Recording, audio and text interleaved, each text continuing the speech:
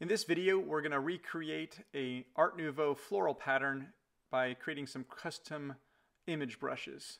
The first thing we're going to do is open up the swatches palette and create a new swatch from an image. And I'm going to go open up that item here. You can set as many different swatches from an image you want. I'm going to add 8 just to give me a little variety. And then you'll see them pop up in the swatches palette. And then I'm just going to start diving in to recreate some of the elements here. The main one is the branch. So I'm going to create a branch, a blossom, and a flower bud, and see how far we can go with those. And I'm creating a straight brush because later on we're going to want to turn this into a repeating brush, and any curves make that a little more challenging. So straight brush is fine. It's going to get mapped onto a curve anyway. Recreating the blossom now. And again, this is kind of a proof of concept. I'm going pretty quick, just using some masking techniques, which I've covered in other tutorials. But the purpose here is just to kind of show you, without spending too much time, just what's possible. And you could get way more detail than I'm doing right now.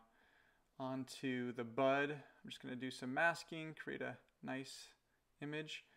You want to change the document setup to a transparent background, and that's because when you're using image brushes, you do not want a background. An image brush will take into account all the colors that are being used. So I draw my 3 frames, and for my blossom I'm actually going to give a little latitude on the left and right side, and you'll see why. It's because I basically want to make this a stamp brush, but using the vector brush options. So I've exported those. I go to a new category, and I'm going to start making these 3 textured image brushes. So it brings it right in. I'm going to drag in the head and tail offset to make a nice repeating brush, and I'm going to tweak the size variance just to give me some pressure sensitivity with my art tablet. You turn on the pressure up at the top, and that looks pretty good to me. You probably need to play around with this on your own, but they make really great tendril vines.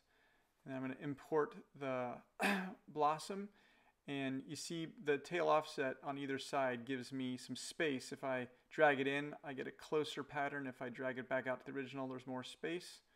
And the reason why the funky color on this is that when you're using an image brush, if you want to maintain the original colors, you have to set both the fill and the stroke to transparent. Any color then maps on top of the original and changes it. But there you go. And one more, we're going to do the blossom here, kind of the similar deal. This time I'm going to pull in the head and tail offset. The tail is going to be right before the bud itself, so that the repeating part is that central part. And that's it just makes repeating brushes easier to make like this if you have sections that are the same.